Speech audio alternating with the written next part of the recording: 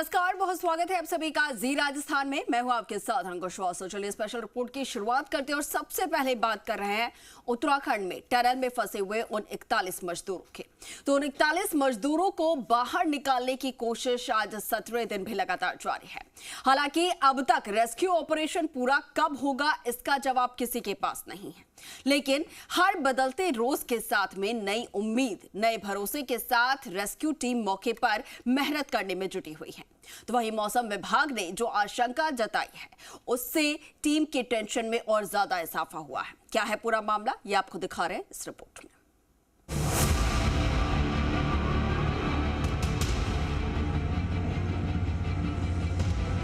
Tunnel में operation जारी, मौसम की टेंशन भारी। रेस्क्यू का 17वां दिन, चुनौती पर जोरदार एक्शन।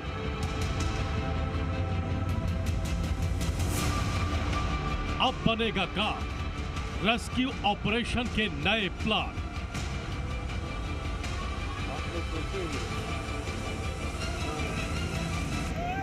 अड़तालीस घंटों के बाद टनल में कल से एक बार फिर से हॉरिजॉन्टल ड्रिलिंग शुरू हो गई है। ऑगर मशीन का मलबा हेड टनल से आखिरकार हटा लिया गया है, लेकिन अब एक दो नहीं बल्कि टनल में 3 प्लान पर एक साथ काम शुरू हो गया है। इन तीनों प्लान को अंजाम तक पहुंचाने के लिए एक दो नहीं बल्कि कई एजेंसियां एक्शन मोड में हैं। 41 मजदूरों तक पहुंचने के लिए 86 मीटर की वर्टिकल ड्रिलिंग जारी। अब तक 31 मीटर खुदाई हो चुकी है। टनल में जारी रेस्क्यू ऑपरेशन का जायजा लेने प्रधानमंत्री नरेंद्र मोदी के विशेष सचिव पीके मिश्रा, गृह सचिव अजय के भल्ला और उत्तराखंड के मुख्य सचिव एसएस संधू पहुंचे। इस दौरान उन्होंने हालात का जायजा लिया और मजदूरों से भी बातचीत की।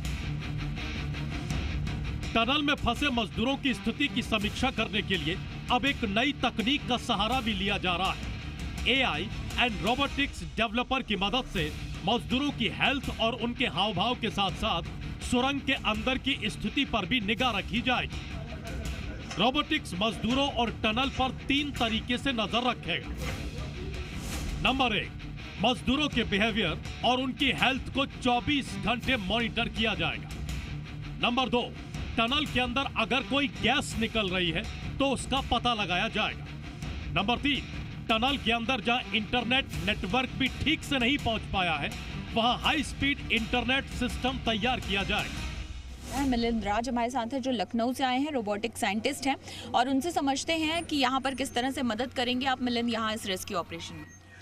जी, तो ये रेस्क्यू जो मिशन है इसमें हमें एक रेस्क्यू रोबोटिक सिस्टम यूज़ कर रहे हैं जिसकी मदद से हम लोग 3 अहम काम करेंगे।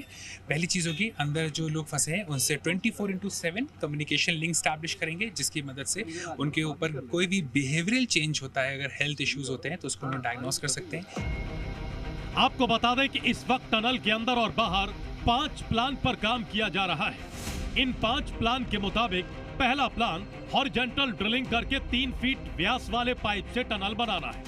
दूसरा प्लान 86 मीटर वर्टिकल ड्रिलिंग करके मजदूरों को टनल से निकालना है। तीसरा प्लान टनल के परपेंडिकुलर 180 मीटर हॉरिजॉन्टल ड्रिलिंग की तैयारी। चौथा प्लान बड़कोट साइड से 480 मीटर टनल बनाना है। 10 मीटर ड्रिलिंग हो चुकी है। पांचवा प्लान टनल के ऊपरी हिस्से पर डंडाल गांव की तरफ 325 मीटर वर्टिकल ड्रिलिंग करनी है। इधर मौसम विभाग ने उत्तराखंड में अगले 24 घंटों के दौरान बारिश और ओलावृष्टि की आशंका जताई है। मौसम में होने वाले बदलाव की वजह से रेस्क्यू ऑपरेशन भी प्रभावित हो सकता है।